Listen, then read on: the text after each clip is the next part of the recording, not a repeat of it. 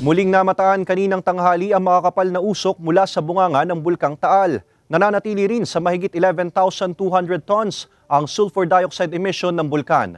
Naritong report ni Paul Hernandez.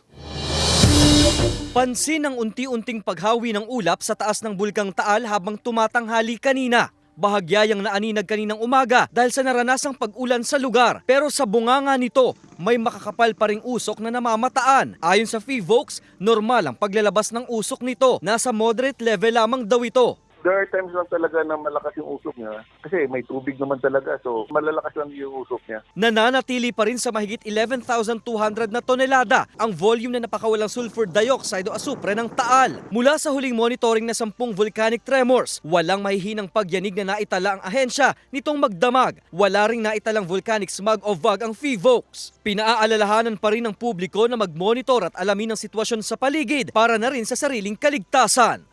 Kasama si Buhay Adante Jr., Paul Hernandez, Balitang Southern Tagalog.